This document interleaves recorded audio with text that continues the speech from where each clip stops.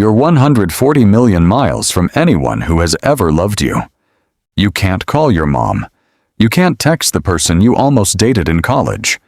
There's no group chat, no dating app, no you up at midnight, because midnight doesn't mean anything here. The sun behaves differently on Mars, and Earth is just a pale blue dot you have to point a telescope at to confirm still exists. You are one of the first 200 people to live permanently on Mars, and somewhere in the next few years, if this colony is going to survive past the first generation, somebody here is going to fall in love. Because a colony that doesn't reproduce isn't a colony. It's a very expensive way to die slowly on a planet that was never going to forgive you for showing up unprepared. So the question isn't romantic, it's structural. How does actual human love, the messy, irrational, can't stop thinking about them kind, happen on a planet engineered entirely for survival? Here's what gets left out of most Mars colonization conversations. The engineers have solved oxygen. They've solved water recycling, radiation shielding, food production. What they haven't solved, and what barely gets discussed in any serious mission planning document, is what happens to human intimacy when you strip away nearly every condition that modern dating depends on. No bars, no coffee shops, no swiping through strangers, because there are 200 people here and you already know all of them. No real privacy. Quarters are small, walls are thin, schedules are shared because survival requires it. And no practical way to take space from someone you've had an argument with, because there is nowhere else to go. This isn't speculation. NASA, ESA, and Roscosmos have spent roughly 2 decades studying exactly this in the closest Earth-based analogs to a Mars colony. What they found is more complicated than either optimists or pessimists usually acknowledge. Let's go through it carefully. Has anyone actually studied what happens when a small group of people lives in a sealed, isolated environment for months or years? Yes, multiple times. NASA's HICS program ran crews of 6 in isolated habitat domes in Hawaii for missions lasting up to 12 months. Russia's Mars 500 project confined 6 volunteers in a windowless Moscow facility for 520 days, slightly longer than a real Mars round trip. The European Space Agency has run ongoing studies at Concordia Station in Antarctica, one of the most psychologically isolated postings on Earth. Across these studies, a consistent pattern emerged. Emotional bonds tend to form faster and feel more intense inside isolated small groups than they do in ordinary social environments. Researchers attribute this partly to what some call social field contraction.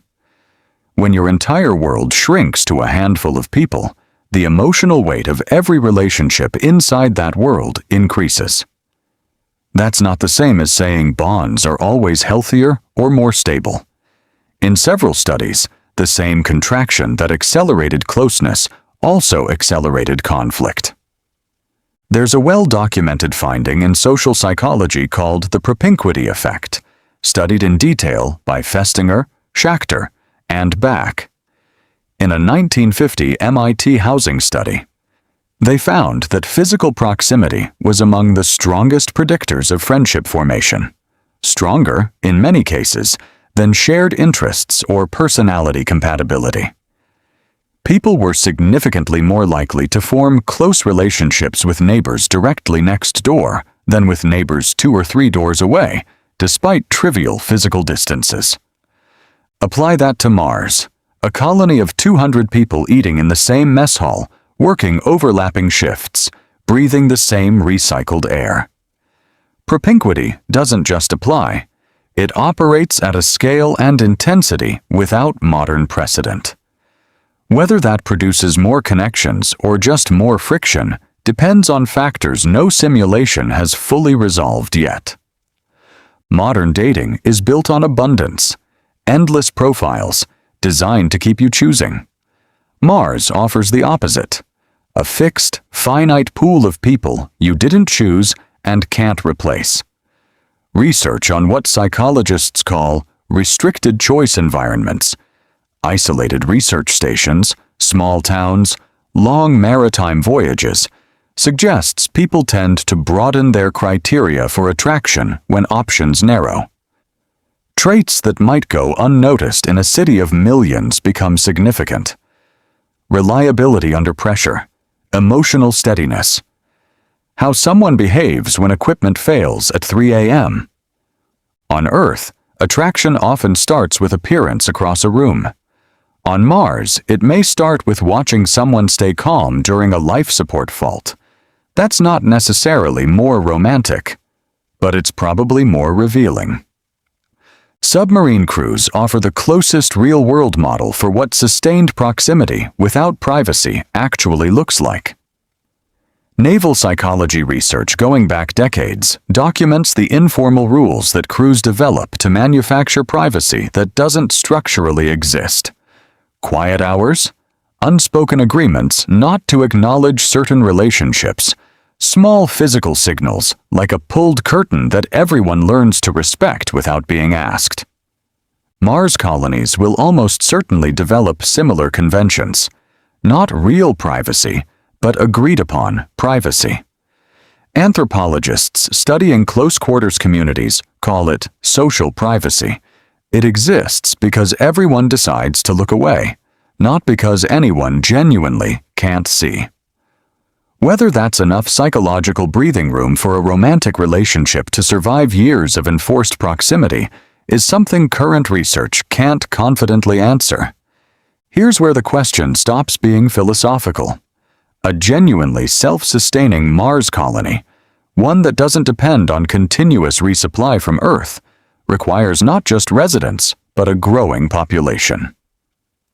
Demographic models suggest that maintaining long-term genetic and social stability requires a community of at minimum several hundred people, reproducing at a sustainable rate across generations. Some researchers put the viable floor considerably higher.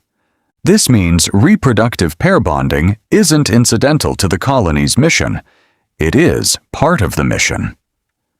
Multiple serious Mars architecture discussions treat relationship formation as a logistical variable alongside oxygen and calories, which creates a tension mission planners don't often address openly. What happens when the colony's survival interest in people pairing off collides with the reality that not everyone will, or should, or wants to? Not every colonist will form a romantic partnership.